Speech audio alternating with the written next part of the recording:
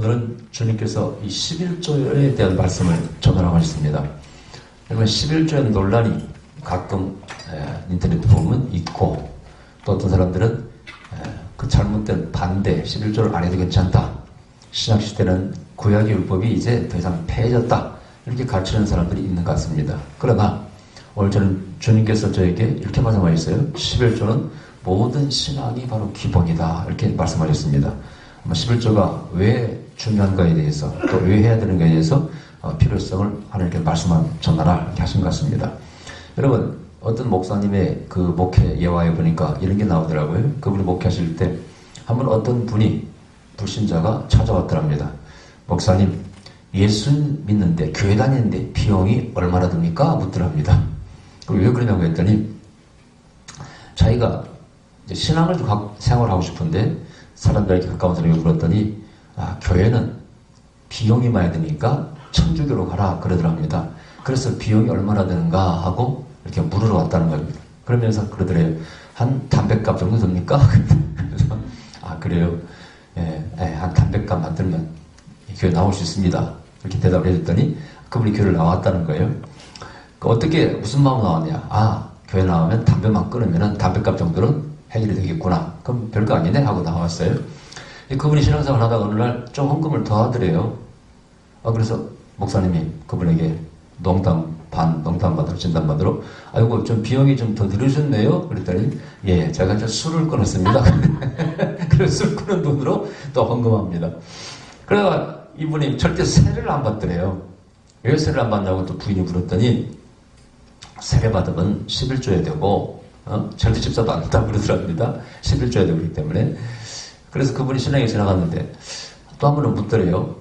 11조를 하는데, 그럼 시골에서 이제 시골교회 목회할 때 그런 일이 있었는데 11조를 하면은 농사를 지어서, 쌀 농사를 지어서 그 수익의 11조를 해야 됩니까? 아니면 생산한 모든 것 11조를 해야 됩니까? 그랬더니 그것은 양쪽 다 할 수 있지만은 그건 믿음에 따라서 하는 것입니다. 그래서 수익의 11조를 해도 그것도 맞는 것이고, 또 어떤 사람이 신앙이 좋아서 내 생산의 모든 것을 11조를 하겠다고 해도 그게 또 틀린 것도 아닙니다. 왜냐하면 실제로 10의 구조도 하는 사람도 있고 여러 사람이 있으니까. 근데 그래서 말씀을 전했더니 이분이 쌀 2가마를 11조를 했답니다. 근데 그분이 이제 나중에 집사가 되고 세례받고 집사가 되었어요. 어느 날 이분이 11조를 쌀 20가마를 했답니다. 그러면서 그러더래요. 왜 이렇게 10조를 많이 했으면 그랬더니 신앙생활하고 보니까 제 마음속에 좀 싸구려 예수가 아니라 비싼 예수를 믿고 싶습니다. 그래서 이분이 장로도 되었답니다. 재미는 실제 있었던 일화예요. 근데 11조를 해야 되나 말아야 되나? 여러분, 성경적으로는 어떤 사람은 근거가 있다고 말합니다. 있습니다. 성경에 쫙 훑어보면은 여러분, 저 창세기 14장에서 멜기세덱에게 아브라함이 10분, 전일 보면 10분위를 바치는 장면이 나옵니다. 이것을 가지고 학자들은 당시에 어떤 왕에게나 권력자에게 10분위를 바치는 그런 어떤 전례가, 전통이, 그다음에 풍습이 있었다 이렇게 말합니다. 그것이 그랬든지 성경에서 세상의 권력을 대체하는 그 위에 있는 하나님에게 10분의 1을 바친다는 것이 사실 잘못된 건 아니죠. 그래서 그 멜기세덱이 바쳤던 아브라함의 11조, 그 다음에 또 28장에 오면은 이제 서원의 기도가 나옵니다. 야곱이 베델에서 내가 무사히 돌아오게 하시면은 내가 앞으로 11조를 드리겠나이다. 이런 장면이 나와요. 이것이 바로 옛날 고대 어떤 그 사회에서 위에 사람에게, 권력자에게, 왕이나 또 신에게, 하나님께 10분을 바치는 것들이 아마 그 당시 어떤 풍습이었던 거예요. 규례고 그랬던가 봐요. 그런데 거기서 전례가 됐든지 어떻든 간에 이 11조라는 것은 이제 하나님도 11조를 하라고 명령하십니다. 일단 민수기 18장에 보면은 11조의 어떤 규례가 나옵니다. 여기 보면은 11조도 바쳐야 되고, 또 첫 소산들, 모든 곡식 짓는 거 모든 것에 첫 소산도 바쳐야 되고, 이런 규례가 있고, 그것을 누가 먹으라고 했느냐면은 레인들아 그걸 먹으라는 겁니다. 아론에게 하나님께서 네 친척들, 레위 족속들을 다 불러다가 네 일을 돕게 하는 겁니다. 그들은 성전에 일하고 또 성별됐기 때문에 너희들은 거룩한 것을 먹으며 나에게 바쳐지는 것, 불태워지는 것 말고는 다 그것을 너희들의 식량으로 먹고 살아라. 그래서 화목제물도 마찬가지고 하나님께 바칠 때 태워지지 않는 것은 전부 다 레인들의 바로 생활을 위해서 창고를 만들어서 비축해서 쓰게 되어 있습니다. 자, 그런데 또 신명기 14장에 보면은 또 거기도 11조의 규례가 나옵니다. 거기 보면 또 이제 나중에 가난한 자, 객이나 고아나 과부에게도 11조를 먹을 수 있다는 그런 말씀이 있어요. 그래서 그 당시에는 11조는 뭐냐면요, 돈으로 드리는 것이 아니라 물건으로 바치는 겁니다. 농사짓는 사람은 뭐 쌀이나 그 당시 보리나 밀이겠죠. 그 다음에 양을 주는 사람은 양으로 그렇게 바치게 되어 있어요. 멀리서 오는 사람, 절기 때 멀리서 오는 사람은 이 돼지고기가 짐승을 끌고 오기 힘들지 않습니까? 거기서 그걸 팔아서 돈을 가지고 와서 성지에 와서 그걸 사가지고 바치게 되어 있어요. 그래서 거기에 11조를 이렇게 넣으면 그게 무슨 의미냐면은 성전의 관리비로 쓰지 말고 이것은 너희 레위인들이, 나의 종들이 먹는 데 쓰라, 생활하는 데 쓰라는 거예요. 그래서 그걸 실제 공물로 바치게 되어 있어요. 이렇게. 당시는 성전세도 있었습니다. 예수님도 성전세를 냈다고 성경은 말씀하고 있고, 성전세는 따로 헌금으로 걷어서 그걸 성전을 또 관리하는 데 운영하는 데 썼다고 성경은 되어 있고, 그 외에도 여러 가지 감사제가 있습니다. 감사 예물들이 있습니다. 그런 것으로 레인들도 먹고 살고 성전을 운영했다 이렇게 성경은 되어 있어요.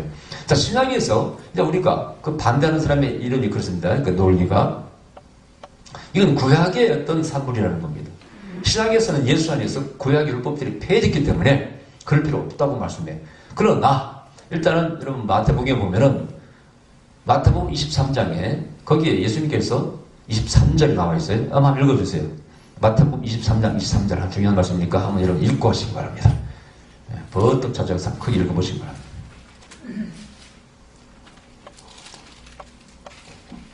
화 있을진저 외식하는 서기관들아 바리새인들이여 너희가 박하와 회양가의 근처의 11조는 들이되 율법의 더 중요한 바 정의와 긍휼과 믿음은 버렸도다.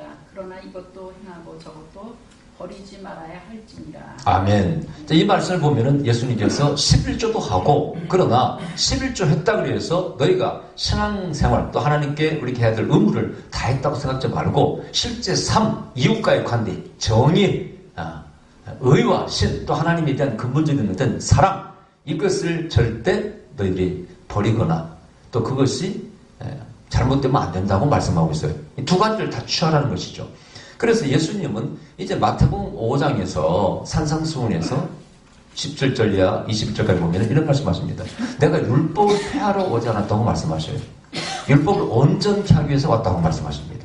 그리고 6장에서는 너희가 보물을 하늘에 쌓아두라 이렇게 말씀하셔요. 그리고 33절에서는 6장 33절에서는 나의 나라와 그 의를 위해서 살아라 이렇게 주님께서 말씀하신 장면이 나옵니다.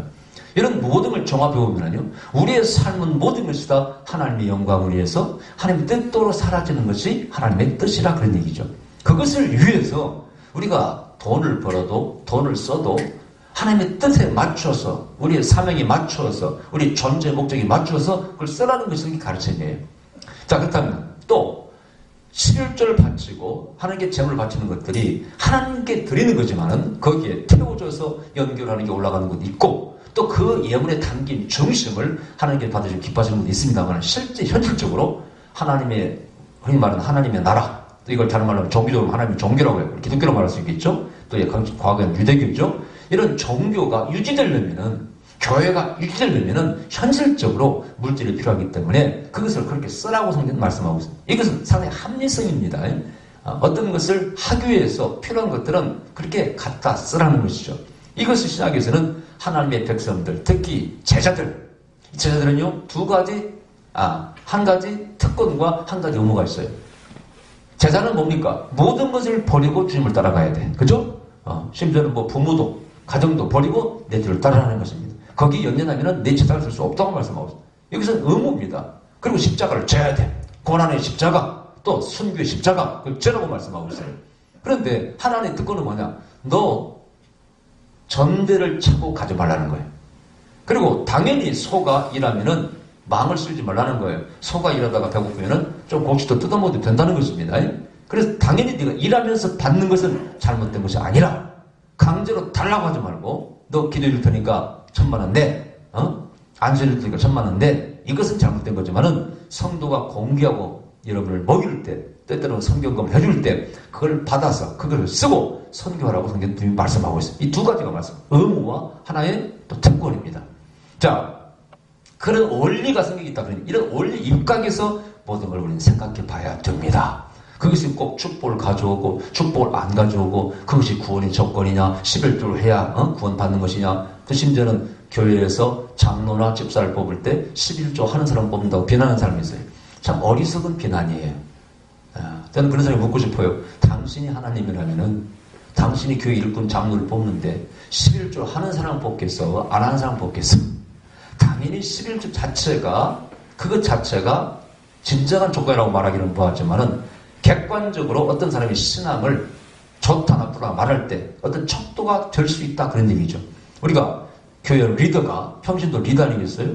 예, 장로도 리더고 집사도 리더라고 볼 수 있는데 이런 디모데서라든가 디도서에 보면은 그런 한 이 교회에서 리더로서 일할 사람들의 어떤 조건이 나옵니다. 거기 보면 모든 사람들 칭찬만 되라고 되어 있어요. 그죠? 저 사람 때문에 나는 교회 안 나가. 이런 말을 들어서는 안 된다는 것이죠. 그 다음에 신앙의 모든 모범을 보여야 돼. 그렇다면 거기에 당연히 하나님 앞에 헌금생활도 들어갈 수 있는 것입니다. 생각해 보세요. 자기는 11조 하는 사람이 집사가, 재정집사가 되어서 11조를 계산해. 실제 그런 경우가 있다고 들었어요.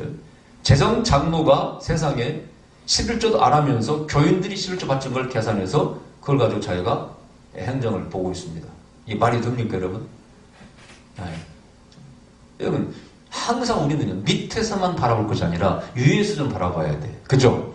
하나님 입장에서 바라봐야 돼. 하나님께서 누구를 과연 임명하실까? 보통 우리는 선거로서 뽑고 교회에서 목사님 임명하고 뽑습니다만은 그것이 영적으로는 하나님께 필요한 사람이라 그런 얘기죠. 그죠? 하나님 일꾼이라 그런 얘기죠. 여러분, 하나님 입장에서 11조는 안 하고 주일수도 안 하는 사람을 일꾼으로 뽑고 싶겠어요? 이런 것은 너무나 그 반대 이론들이 논리가 너무 허약해요. 너무나 세상 물정도 모릅니다. 너무나 세상 물정을 몰라. 세상이 돌아가는 원리도 몰라요. 제가 어떤 분이 묻기를 그랬어요.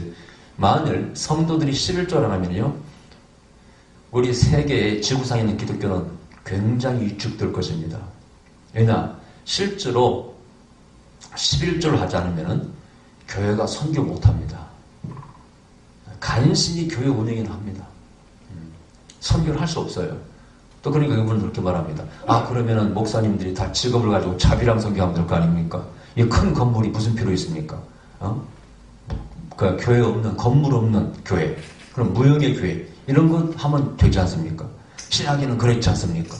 어디에 뭐 교회를 지었습니까? 가정적 예배를 드렸죠. 이렇게 말하는 사람이 있어요. 자, 이것도 어떻게 보면 못 있는 말처럼 보여요. 초신자가 들으면, 그거 참 못있다. 그래야지 교회. 이렇게 생각이 듭니다만은, 여러분, 시대와 어떤 환경과 상황에 따라서 교회도 모든 것이 변하게 돼 있어요. 여러분, 유대교 구약 시절에는 성전을 지어서 거기서 하나님께 제사를 드렸습니다. 이게 무너진 성전이 무너지니까 회당 예배로 바뀌어지게 돼요. 그래서 회당에서 예배를 드립니다. 그래서 성경 보면 회당 있고 거기 뭐 회당장도 있고 뭐 랍비들도 있고 다 있지 않습니까? 이게 한계가 바뀌게 돼 있어요. 자, 초대교회 당시에는 핍박받는 시대라 교회 건물을 지을 수가 없던 시대예요. 그 당시에는 교회가 전부 어디입니까? 가정집에 숨어서 예배를 드리고 아니면 땅굴 속에 들어가서. 근데 지금은 마음 놓고 예배를 드리고 우리가 특히 교회가 있다는 걸 세상에 드러내야 할 때가 그때는 숨겨야 될 때고. 그러면 이 시대에 맞춰서 환경에 맞춰서 교회를 짓는 것이 잘못된 것입니까? 절대 잘못되다고 말할 수 없어요. 오히려 교회를 짓고 열심히 모여서 기도하고 예배드릴 때 아름다운 모습이 세상 사람이 보여져서 그것이 또 선교회, 부흥에 크게 기여하게 되는 것입니다. 핍박받는 시대는 뭐가 역사에 성령이 강력한 역사에서 죽은 자가 살아나고 병든 자가 고침받으니까 숨어서 믿으면서도 그 소식이 암암리 전파되면서 예수님이 전파됐다 그런 얘기죠. 그래서 실제로 저 불가리아나 공산주의에서 일했던 선교사님들이 얘기를 들으니까 공산주의에 핍박받던 시대는요 기적이 많이 일어났답니다. 그 당시에 눈물을 흘리는 기도가 있어 목숨을 건 그런 영적인 투쟁과 전쟁이 있었습니다. 그때는 기적이 많이 일어나서 정말 우리의 육체의 생명을 죽이는 것보다 육체와 우리 영혼도 능히 죽일 수 있는 하나님을 두려워하고 세상 권력을 두려워하지 않고 그 숨어서 예배드리는 곳에 사람들이 오더라 그러니 많은 사람이 순교했습니다. 그런데 지상으로 올라와서 종교의 자유와 신앙의 자유가 허락되니까 서서히 기적이 사라지고 그때는 말씀 위주로 가더라는 거예요. 근데 그 얘기를 선생님이 듣고 정말 그렇구나. 여러분 항상 저는 말씀과 성령 우리 기적도 한번 따라간다고 이렇게 저는 강조하고 있습니다. 왜? 편하게 믿으니까 저렇게 기도를 하지 않게 됩니다. 눈물 흘리는 한 맺힌 기도가 없어요. 여러분 그 당시는 못 그러니까 초대교회 당시는요 아마도 가난한 사람이 믿을 줄 믿습니다. 헌금도 분명히 선교했다고 되어 있어요. 바울 선교의 모든 선교비를 이 빌보 교인들이 그걸 보내드리고 해서 바울 사도가 선교했지 않습니까? 분명히 지나도록 힘이 지나도록 헌금됐다고 되어 있어요. 헌금 안 한 건 아니에요. 그러나 정말 헌금할 돈이 없어. 그럴 때는 어떻게 됩니까? 그때는 우리의 육체가 생명의 산 제사로 바쳐지는 것이죠. 옛날에 어느 나라의 예화를 보니까 어떤 꼬마 하나가 헌금 시간에 돈이 없어요. 그러니까 자기가 헌금 방문에, 영국에 있었던 얘기인데 헌금 방문에 그 안에 자기 딱 앉았대. 아이가 그러면서 그러더니 목사님한테, 목사님 저는 돈이 없어서 땡전 한번 드릴 수는 없고 내 목숨을 주 앞에 드리곤 합니다. 그리고 헌금 방문에 앉아있더랍니다. 근데 그 아이가 나중에 위대한 선교사가 되었다는 거 아닙니까? 그래서 성경에서 꼭 헌금이라는 게 돈으로만 바치는 것이 아니죠. 내게 정말 있는 가장 고귀한 것으로 주께 드리는 것이 가장 가치 있는 헌금이 아니겠습니까? 그래서 꼭 그것만을 요구하지 않는다 그런 얘기죠. 자, 다시 성경을 돌아가서 그래서 11조를 바쳐서 어디에 쓰는 거예요? 성전 운영에 쓰고 또 가난한 자를 먹이라고 11조를 바치라고 되어 있는데 오늘 그 어떤 중요한 원리가 신학적으로 이루어지는 것입니다. 이제 사도행전 6장에 보면은 7 집사를 뽑게 돼요. 그때 6장 4절에 보면은요. 자, 사도는 무엇을 해야 되느냐? 거기에 딱 기록해 놨어요. 말씀 전하는 것과 기도하는 일이 전혀 말아 이거예요. 이제 이 11조를 반대하는 사람들이 하는 주장에 보면은 목사가 자비랑 선교를 해야 된다는 겁니다. 예, 그것도 틀린 얘기는 아니에요. 특히 바울도 자비랑 선교를 했습니다. 예, 그 당시에는 교회를 지어놓고 목회하는 게 아니고 이 사도들은 손해 사역을 했어요. 여기에서 6개월, 여기에서 1년 복음을 전하다가 또 상황이 바뀌면 옮기고 하는 참으로 아름다운 그런 사역을 했죠. 그래서 그때는요, 이 바울이 직업을 가지고 특히 텐트를 만들고 고치는 직업을 가지고 다니면서 돈도 벌기도 하고 복음을 전했습니다. 그러나 바울이 결코 자기가 벌어서 100% 쓴 건 아니에요. 선교복을 많이 후원받았죠. 필요할 때 이래서 또 지역에 가서 사람들도 만나고 하면서 돈을 벌어서 선교했죠. 아름다운 일이죠. 그런데 그것도 그 시대에 또 맞는 얘기지. 현실과는 안 맞는 얘기예요. 보세요. 왜 그러면 이 또 사도행전 6장에서는 설교와 기도에 전념했냐 이런 얘기죠. 설교와 기도에 전념할 때가 있어요. 여러분 목회하다 보면 숫자가 많아지고 사람들은 늘어나면요 목사가 직업을 갖고 일하기는 거의 불가능합니다. 그러니까 이것을 쓰는 이 11조를 반대하는 사람이 글을 보면요 가정교회 하는 사람이 논리예요. 내가 딱 보면 가정교회 하는 사람 논리예요. 자, 자비랑 선교해야 된다. 되게 가정교회 하는 사람은 직업을 가지고 합니다. 그리고 집에서도 예배를 드립니다. 되게 소규모죠 그런 교회가. 그런데 그렇게 예배를 드리는 교단이 있어요. 뭐 이단이라고 하기는 뭐한데 우리 정통 어떤 교회의 제도나 의식이나 이런 걸 자꾸 비판하면서 반대하면서 그렇게 자기들이 세를 또 모아하기도 합니다. 그래서 비판만 하지 않고 자기들끼리 예배드리는 거에 얼마나 아름다운 모습이 있어요. 저도 모형의 교회를 지지하는 사람이에요. 왜냐하면 이 교회 운영하려니까 이자 감당하다가 허리가 휘겠어요. 그러니까 저도 지지합니다. 저도 그렇게 했으면 좋겠어요. 앞으로 하게 되면은. 그러나 그것이 옳다고 말하지 않습니다. 왜냐하면 그렇게 하는 교회가 할 수 있는 일이 너무 제한되어 있어요. 네. 왜냐하면 사실은 이 세상에는 큰 교회가 기분 나쁘지만은 큰 교회도 필요한 거예요. 이 세상을 움직일 때 어떤 문화나 어떤 분위기를 주도할 수 있는 파워가 만들어져야 됩니다. 그 인위적으로 막 일부러 만드는 것이 아니라 어떤 교회가 세워지고 그 문화가 만들 때 여기서 나오는 힘이 굉장히 파워가 강한 것입니다. 특히 이게 아름다울 때 세상을 변화시킬 수 있는 굉장한 동력이 되는 겁니다. 그리고 한국 사회도 저는 상당히 진보적입니다만은 이 기독교들은 보수적이잖아요. 그래서 무리도 일으켜요, 사실. 이번에도 보니까 뭐 누가 비난을 했더만 기독교인들이 자꾸 카톡으로 뭘 돌리는데 거기에 뭐 교육, 역사 교육이 지금 뭐 진보에 잡혀가지고 무슨 김일성이를 뭐라고 비용하고 이렇게 또 칭찬하고 이렇게 한다는, 그래서 그걸 반박하는, 우리 가르친 적 한 번도 없고 역사 교과서에 없다 하면서 어떤 선생님이 참 너무 억울하다 그런 글을 또 올렸더라고, 뉴스에 나왔더만요. 이걸 기독교인들이 조장하고 있죠. 기독교인들이 참 문제도 있어요. 문제도 있어요. 그러나 동성연애에 대처하는 사회의 모든 어떤 단체나 조직에서 오직 기독교만 빛을 발하고 있어요. 그래 안 그래요? 문제도 있어. 문제 있는 사람은 다 책망합니다. 제발 좀 그런 데 하지 말라고. 근거도 없는 얘기들. 그러나 분명히 이 사회를 움직이는, 이 사회를 지키는 중요한 역할을 누가 하고 있어요? 그것은 기독교인들이 하고 있다는 얘기죠. 그리고 거기에 솔직히 또 파워가 필요하다는 것입니다. 이 사회를 지켜야 돼. 여러분 이 세상은 표로 말하지 않습니까? 선거를 표로 말합니다. 재밌는 것은 구리 지역 시장 선거할 때 지금 현 시장이 굉장히 교회의 힘을 봤어요. 나는 이걸 찬성하고 싶지도 않고 반대하고 싶지 않아요.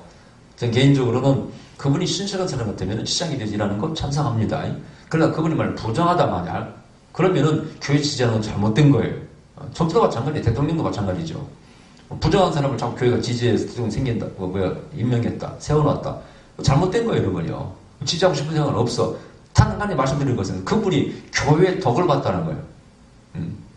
왜냐면 그 큰 교회, 대형 교회 다니니까 굉장히 선거운동을 해주더만. 근데 분명히 말씀드립니다. 그렇다고 지지하는 거 아니에요. 잘못된 사람은 그 자꾸 선거운동하는 거 큰 죄악이 될 수가 있습니다. 일단 한 가지 덕을 받더라 그런 얘기죠. 근데 만일 이것이 좋은 뜻에서 여러분 보세요. 대표적인 게 뭡니까? 저 김이 독립선언서에 33년의 이름이 기록되어 있는데 거기에 반절 넘는 사람이 기독교인이에요. 바로 그거라 그런 얘기죠. 이 세상에 어떤 파워가 형성할 때 너무 작은 소수면 세상을 변화시킬 수가 없어요. 그래서 때때로는 좀 큰 교회도 필요하다는 겁니다. 그래서 아름다운 문화를 선도해 나가야 돼요. 여러분 대형교회에서 되게 아름다운 그 신앙적인 뮤지컬 한다든가 연극을 한다든가 찬양 공연한다든가 이것은 컸을 때 가능한 일이고 작은 게 힘들어요. 우리 교회는 참 작으니까 하기 힘들어요, 여러분요. 그런 면에서 긍정적인 면이 있다 그런 얘기죠. 그러나 대형교회로서 해결을 못하고 사치하고 무슨 맨날 기도이나 준다든가 별장이나 목사가 준다든가 좋은 차나 타고 다닌다든가 그런 걸 자랑하는 교회가 되면 그것은 문제가 있다 그런 얘기죠. 이것은 우리가 지양을 해야 되고 아름다운 또 영적인 파워 형성에서 이 사람을 이끌어 나가는 것은 또 지향이 필요한 것입니다. 저는 반대하고 싶지 않아요. 저도 원하는데 우리 교회도 컸으면 좋겠네. 할렐루야. 아멘. 그 뭐 나쁘다고 말할 수 없는 거 아니겠어요? 그래서 선교하고도 마찬가지예요. 여러분 IMF가 터지니까 선교지에서 어떤 일이 벌어지느냐. 선교사들이 선교비가 안 와요. 고국에서. 언급이 안 나오니까. 그래서 돌아와야 돼. 그런 일을 경험했지 않습니까? 우리가. 이런 현실적으로 교회를 운영한다는 것, 선교하고 복음을 전한다는 것, 목회자가 되어봐야 하는 것입니다. 작은 교회, 조그마한 교회 목사들은 알 수가 없는 거예요. 특히 그런 가정교회라고 모든 교단이 있는 걸로 알고 있습니다만 그런 사람들은 이해할 수 없는 거예요. 이런 것을. 작은 일을 하기 때문에, 큰 일을 못하기 때문에 이해할 수 없는 거예요. 그러나 위에서 볼 때 필요한 거라 그런 얘기예요. 그래서 11조는 하나님께서 뭐라고 했어요? 10분의 1, 그건 내게 가져오라는 내 것이기 때문에. 어떤 사람이 그걸 기분 나빠하니까 그러더니 목사님이 여보시오 감사해야 될 거 아니에요? 만일 10분의 9가 내 것이니까 달라고 해서 어찌 할 거야? 10분의 1을 달라고 하셨으니까 다행이지. 근데 생각해보면 그렇지 않습니까? 하나님께서 만일 굴림하고 착취하는 신같이 다 내놔라. 너희 자식도 때때로는 재물을 바쳐라. 이러면 얼마나 우리가 힘들겠어요. 근데 우리 하나님은 그렇지 않지 않습니까? 절대 그런 잘못된 것을 그건 한번 성경에서는 삶이고 미신이고 죄악이라고 되어 있어요. 큰 죄악. 몰록신에게 자식을 바친다든가 이런 것을. 그래서 모든 게 합리적으로 하나님 말씀이 어떤 의식이 만들어진 걸 봅니다. 그것은 우리를 위한 것이에요. 그래서 성경에서 요한 1서 5장에 보면은 절대 율법은 짓기에 무거운 것이 아니로다. 가벼운 거라고 되어 있고 예수님께서는 수고하고 무거운 짐 자들을 다 내게로 오라. 내가 너를 쉬게 하리라. 하면서 하나님께서 주님께서 율법을 지키라는 겁니다. 다만 율법의 정신을 옳게 지키라는 거예요. 그러면서 구약과 신약이 약간 바뀌는 것이 저 사도행전 15장에서 이방인들에게 뭘 지키라고 할 것인가 회의를 합니다. 그때 먹는 거 외에는 우리가 치는 부담을 지게 하지 말자 이렇게 정합니다. 그래서 몸에 따라 죽이는 거, 피차 먹는 거 외에는 이방인들에게 절대 무리한 율법을 지게 하지 말자 결의를 하지 않습니까? 어떤 그런 걸 가지고 이제 구약은 끝났다고 말하는 사람이 있어요. 율법은 폐해졌다. 새 법, 새로운 시대 이 신약에서는 11조가 필요 없다고 가르칩니다. 절대 그렇지 않다 그런 얘기죠. 절대 그렇지 않습니다. 여러분 제가 전에 말씀드렸죠. 계시가 좀 발전한다고 했어요. 시대에 맞춰서. 그래서 저 옛날 예수님 시대만 그때만 시대만 해도 머리에 쓰고 예배를 드린다든가 뭐 이런 게 있었어요. 그 다음에 어떤 그 성경의 가르침들이 지금 현 시대에 안 맞는 것들 근데 과거는 버렸어요. 그래서 우리가 성경을 해석할 때 시대가 변하면서 이것이 좀 바뀌어져 저런 것은 바꿀 수 있다. 그렇게 해석을 하면서 특히 우리 개신교나 특히 기독교는요. 그렇게 그런 입장을 취합니다. 그러나 아무리 구약의 율법 안에 있다 할지라도 절대 버려서는 안 될 것들이 많습니다. 기본적인 신앙의 도리, 기본적인 신앙의 어떤 지켜야 될 우리의 의무, 이런 걸 다 버려버리면요 아무것도 남는 게 없어요. 그래서 특히 11조는 구약에도 있고 예수님도 하라고 하셨고 지금 필요하기 때문에 해야 됩니다. 아멘. 여러분 보세요. 우리가 헌금하는 것도 봉사도 마찬가지예요. 왜 청소합니까? 여러분 그럼 레인이 해야지 왜 우리가 청소해요? 평신도가. 그런 식으로 말하면은 왜 레인이 해야지 평신도가 합니까? 다른 거 없어요. 하나님을 사랑하니까 하는 거고 해야 될 필요가 있으니까 하는 거 아니겠어요? 아멘. 예. 그럼 11조는 분명히 오늘 본 말씀에 뭐라고 했어요? 시험해보라.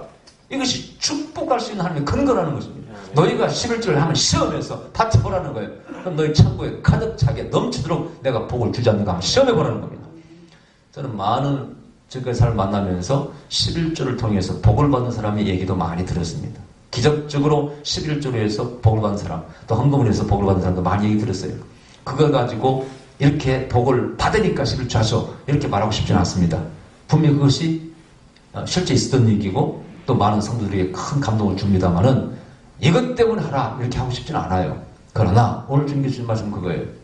너희들 11조는 모든 신앙인의 신앙생활의 근본이라는 거예요. 저기 주신 말씀이에요. 저는 실제로 전에 한번 말씀드린 부흥에 가서 믿음의 11조를 성령에서 가르치라 해서 설교한 적이 있어요. 여산에서 부흥할 때입니다. 저는 그냥 잊을 수가 없어요. 가서 주여 이번 주 글 어떻게 놓아야 되면 무엇을 찬양할까 했더니 성령께서 갑자기 믿음의 11조를 가르치라 이렇게 말씀을 하시더라고요. 그래서 제가 성령의 음성을 듣고 선포를 했어요. 여러분 제가 오늘 특별한 말씀을 드렸는데 하나님께서 믿음의 11조를 하라고 하십니다. 믿음의 11조가 뭡니까? 예, 수익이 없어도 원래는 수익이 11조를 한다고 이렇게 알고 있습니다만은 수익이 없다 할지라도 여러분들이 생활의 11조라도 앞으로 뭐 얼마를 볼 것인가 기대의 그런 믿음의 11조라도 한번 하시라고 특별히 한번 작정해서 이번에 한번 하세요. 한 5, 60명 모였는데요. 한 사람도 순종을 안 했더라고. 단 한 사람도 한 적이 없어요. 제 마음이 많이 상했습니다. 아니 하나님의 음성을 들어서 내가 분명히 전한 건데 그렇게 순종한 사람이 없다는 것은 이 부흥회가 어떻게 돌아갈 것인가 끝날 것인가 참 답답한 일이 있어요. 그리고 이제 한번 설교를 끝난 다음에 저녁을 먹으러 아래 식당에 갔어요. 근데 그 원장님이 그래요. 목사님 이 식당의 주인 집사님은 참 복을 많이 받았습니다. 장사가 잘 됩니다. 그리고 꼭 저희 기도원이 집회할 때마다 이분이 강사 식사 대접을 합니다. 그래서 오늘도 모시고 합니다. 들어갔더니 식당이 가정집이더라고요. 가정집을 식당으로 차린 집 있잖아요. 그런 곳이에요. 방을 이렇게 문을 헐고 해가지고. 근데 밥 먹을 때가 됐는데 저녁 식사할 때 됐는데 사람이 바글바글해요. 꽉꽉 차 있어요. 이 가정집을 사는데 장사가 잘 되네요. 그랬더니 목사님 이 근방의 식당은 여기밖에 잘 될 곳이 없습니다. 그리고 음식이 맛있습니다. 그래요. 근데 제가 이제 강사가 왔다 그러니까 음식도 백반 반찬을 가져오고 또 특별히 대접한다 그러면서 보신탕 수육을 딱 가져왔어요. 그래서 수육을 이제 먹었어요. 기도하고 먹는데 맛은 맛있지 않겠어요? 네. 괜찮네요. 어때요 목사님 맛있죠? 막 묻는 거 저한테 원장님 맛있죠? 맛있죠? 그래서 일부러 다 먹어봤어 반찬을 그냥. 내가 전국을 다니면서 먹어본 입맛 아니겠습니까? 부흥사니까 외국도 가봤고 세계적인 음식 다 먹어봤잖아요. 그래서 정확히 음식의 맛을 아는데 제가 먹어보니까 A 플러스는 아니에요. 난 잘한다. B 플러스는 A 정도 됩니다. A 플러스라고 보기는 그래요. 그래서 원장님 제가 참 많은 음식을 여기저기 먹어봤는데 A 플러스라고 보기는 그렇고 괜찮게 합니다. 그렇게 하고 얘기하고 있는데 그 주인 집사님이 이제 왔어요. 기도 받으려고. 강사님 대접했으니까 이제 축복기도 받고 싶지 않겠어요? 앉아서 그래서 예언도 해드리고 축복기도를 해드렸습니다. 근데 그분이 내가 묻지도 않았는데 장사 잘 됩니다. 아유 복 받으셨네요. 그랬더니 이분이 자청해서 자기 복 받은 얘기를 하는 거예요. 재밌는 것은 이분이 복 받으려고 하는 사람은 좀 다르더라고요. 자기가 누구의 전도를 받고 교회를 처음 나갔습니다. 근데 하필이면 그날의 운명의 장난인지 뭔지 축복의 디데이인지를 모르겠습니다만 하필이면 목사님이 이 11조 설교를 한 겁니다. 근데 그분의 귀에 남은 것은 뭐만 남았느냐? 여러분 복을 받으려면 11조를 해야 됩니다. 설교 가운데 그거 하나 딱 건진 거예요. 귀로. 천달 갔으니 얼마나 들려왔겠어요? 그래? 복 받으려면 11조를 해야 되는구나. 그리고는 이분이 그 뒤에 땅을 한 4천만 원 샀는데 주고, 복을 받으려면 11조를 하라고 했지. 원래는 수익에 판돈에 11조를 하는 게 아니라 모르니까 땅을 산 돈에 4천만 원 11조를 한다는 것이 101조를 했어요. 얼마나 했겠어요? 40만 원 겁니다. 그분은 간증이에요. 자기가 11조 때 생각한 거예요, 그게. 그래요? 또, 자기가 이제 한번 식당을 차리려고 가만히 생각하니까, 교회 성도들을 다 배불리 먹이고, 처음 장사할 때 먼저 이렇게, 뭔가 좀 맛을 배우고 배우면은 장사가 잘 되겠지 싶어가지고, 목사님과 찾아가서 이번 주날은 제가 식사를 다 대접하겠습니다. 그래서 거의 한 200명 되는 성도들인데, 자기가 음식을 잘 걸게 만들어서 식당 개업을 위해서 복 받으려고 대접을 했답니다. 자, 그렇게 해서 개업을 했으면 장사가 잘 되겠어요, 안 되겠어요? 네? 네. 그렇게 해서 장사가 잘 되면 참 쉬운 거지, 복 받기. 누가 안 하겠어? 장사가 안 되더랍니다. 무려 1년간을 매달 적장을 하더라는 거예요. 근데 그때 그분이 11조 할 게 없잖아요. 생활의 11조를 한 달에 10만 원씩 했답니다. 적장을 하는데도. 그래서 1년이 지났어요. 근데 1년이 지나니까 약간 상황이 좀 바뀐 거예요. 사람이 조금씩 좀 오기 시작하더랍니다. 실력도 늘었겠죠, 아무래도. 그때부터 식당이 잘 되기 시작해가지고 그 여산입니다. 여러분 나중에 여산 가면 이제 그분이 식당을 잘 지었다고 내가 후에 들었는데 그걸 다 잡은 거예요. 가정집에 사는데 그 당시 땅을 다 샀다 가더라고요. 지금 그 아직 식당을 안 지었는데 건물을 사람들이 거기만 꽉 차요. 여기만 잘 된다는 거예요. 여산 가면 한번 찾아보세요. 그런 식당이 있는 겁니다. 그래서 내가 그 간증을 듣고 갑자기 생각나는 거예요. 아니 어제 제가 와가지고 기도할 때 하나님께서 믿음이 11조 가르쳐달라고 그러는데 이분이 저렇게 간증을 하잖아요. 이분을 다 알아요. 오신 분들이. 왜? 동네니까. 그래서 밤에 이제 올라가서 여보시오 여러분들. 내가 이렇게 하나님의 음성을 듣고 말씀을 전했는데 여러분 한 사람도 순종한 사람이 없더군요. 그런데 여러분 밑에 식당 아시죠? 아무개 식당 다 알죠? 그 사람들은. 그분이 저희 식사를 대접하면서 이런 간증을 해왔습니다 하고 설명을 했어요. 하나님이 이 말씀을 선포하라고 했을 때는 여러분도 그런 복을 받기를 원하는 그런 하나님의 뜻으로 저보고 선포하라고 하는 거 아니겠습니까? 놀라운 것은요. 그날 밤에 다 작정을 했어요. 믿음의 11조를. 그래서 제가 하여튼 그때 어떻게 하는지는 모르겠어요. 나중에 후에 이제 그 원장님을 집에 오셨더라고요. 분이 찾아서 저를 기억하고. 그래서 알게 됐어요. 그래서 그건 안 물었어요. 했나 안 하나 안 물었고 그분이 식당을 지었다는 얘기만 들었어요. 복 많이 받았다는 얘기만. 그런데 이런 것은 실제 제가 음성을 들었던 거예요. 저는 기록된 성경 말씀을 가지고도 지금까지 가르쳤습니다만 많은 경우에 이렇게 오해가 있고 또 이렇게 반대가 있고 또 비판이 있을 때는요. 저는 하나님께 물어서 응답을 들어서 설교한 게 참 많습니다. 그 대표적인 것이 베르집은 흉흉아이다. 작년 12월 달에 전쟁 안 일어난다. 또 올해 9월 달에도 위기 그렇게 큰 위기는 없다. 어렵지만은 다 기도에서 내가 선포한 겁니다. 이것도 마찬가지예요. 분명히 저는 하나님의 음성을 들었어요. 11조는 성도의 신앙이 바로 근본이라는 겁니다. 근데 그걸 가지고 우리가 논쟁할 필요 없다. 그러나 반드시 알아야 될 것은 11조를 안 한다고 해서 구원받지 않는 건 아닙니다. 여러분 초신자가 처음 왔을 때 어떤 믿음을 11조를 합니까? 아까워서 못합니다. 11조는요.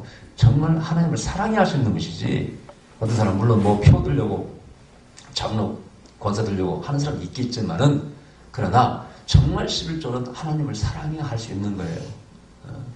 여러분 그 맨소레단 만든 사람이 하이드라는 사람인데 그 사람이 간증해 보면은 이분이 11조를 했는데 회사가 부도나고 망했어도 11조라고. 어떨 때는 빚이 많아가지고 그 직원들이 아니 사장님 우리 빚부터 갚아야 돼 왜 11조를 합니까? 그러니까 도적질이 빚보다 더 무섭다. 성경 말씀에 이 말라기 3장에 나오죠. 11조라는 도둑질이라고 하는데 빚 갚는 게 급선무냐 도둑질하는 갚는 게 급선무냐 그렇게 해서 11조 했다는 기록이 있어요. 그래서 나중에 하나님 축복을 해서 그 맨수레단을 만들고 전 세계에 팔리면서 큰 돈을 벌었다. 나중에 10에 9조까지만 했다고 그래요. 그런 이야기도 있습니다만은 우리가 하나님을 사랑하는 자가 할 수 있는 겁니다. 그것은 아까 말한 그 나라 그 을을 위해서 복음을 전하고 땅까지 선교사를 파송하고 하나님 복음이 전파되도록 확산되도록 기도하는 사람은 11조를 안 할 수가 없는 거 아닙니까? 그렇지 않습니까? 그렇잖아요. 그 복을 받고 안 받고 떠나서 구원 관계 없다 할지라도 우리는 성도의 의무로서 당연히 나라의 백성은 세금을 내듯이 기본적인 의무로서 해야 되는 것이고 플러스 거기는 보너스 약속입니다. 너희가 해봐라 반드시 복을 줄 것이다. 이번 집회 지난주에 서울 집회할 때 어느 여자 목사님이 저한테 와서 그러더라고요. 목사님 자기가 집이 없대. 요 근래 조금 이제 남편이 뭐 광부업을 하면서 하나님이 길을 열어주셔가지고 이제 소득이 올라가고 곧 집은 살 것 같습니다만은 그러면서 간증을 하는데 자기 남편이 그렇게 11조를 반대했답니다. 그래서 11조를 못했대요. 그래서 그때 자기가 여보 앞으로 생활비 나한테 주지 마. 내가 벌어서 생활비 할 테니까 당신 11조에. 그래가지고 자기가 진짜 돈을 벌어왔대요. 가서 막 일을 여러 가지 해가지고 식당 일하고 해가지고 그래 남편이 염치가 없으니까 교회를 다니는 사람이니까 11주 했대. 근데 그때부터 하나님께서 축복을 하셔가지고 막 좋아진 거예요. 그리고 지금은 이제 안정권에 들어갔고 그 집도 살 거라고 얘기하더라고요. 근데 그거를 이제 여보 인정해. 봐 당신 11주 한 뒤부터 이렇게 좋아졌잖아. 근데 그다음에 내가 11주 한 뒤부터 좋아져. 그때 일이 뭐 터져서 이렇게 좋아졌지 이렇게 얘기한다는 거예요. 절대 하나님을 축복을 바라지 않는다는 거예요. 여러분 그렇게 안 뺏기고 작정하는 사람 대체가 없어. 그래도 11조 한답니다. 지금 남편이 어쨌든 그래서 좋아지고 있다고 말씀드려요. 전에 우리 교회 왔던 그 집사 이 누굽니까? 11조 한 점 지금도 기억나네. 세탁기가 고장났어요. 뭐 2주차인가 고장나가지고 돌아가질 않아. 그래도 그 자매가 그때 11조를 했다 그랬는데 그 집사가 어느 주일날 잘 고민한 거예요. 이걸 세탁기 고쳐야 되는데 11조 하고 싶고 그리고 고민하다가 애랑 우리 11조를 했어요. 근데 놀라운 건 집에 가서요 11조 하고 세탁기를 들었는데 세탁기가 갑자기 돌아가 버린 거예요. 누구 지금 꼭 우울증 집사 서 집사 싫어해요 싫어.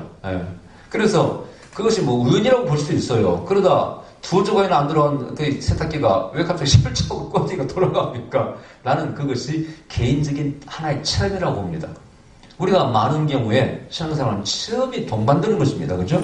체험 없이 믿을 수는 없는 거예요. 체험은 하나님이 살아계신 표적이에요. 성경에도 기록되어 있고 수많은 사람들이 11조에서 복을 받고 약속 있는 하나님의 명령이에요. 오늘날도 유효하고 하나님의 교회가 확산되고 복음을 전파를 해야 되고 이것이 꼭 구원을 말하는 것 꼭 단순히 100% 축복의 조건만을 말하는 건 아니지만은 하나님을 사랑하는 사람은 반드시 해야 되고 저는 분명적으로 들었습니다. 모든 신앙의 성도의 기본이 11조 하는 것이다. 그래서 약한 사람 하지 마시기 바랍니다. 좀 신앙이 들어가 마시기 바랍니다. 그러나 반드시 신앙이 좋은 사람 되면은 직분도 받아야 되고 그렇죠? 직분 안 맞는 사람도 신앙이 안 좋은 사람이에요. 난 일 안 하겠다는 사람 아니에요. 재물 안 지겠다는 사람 아닙니까? 어떻게 그런 사람이 신앙이 좋다고 말할 수 있어요? 또 당연히 직분자가 되면은 11조 안 하면 안 됩니다. 남을 평신도들 리더인데 신앙이 약한 사람을 내가 리드에 나갈 때 자기가 몸을 보이지 않으면서 어떻게 남을 가르칠 수 있겠어요? 말이 안 되는 얘기로군요. 그래서 반대하는 사람이 이론은 너무 허약한 거예요.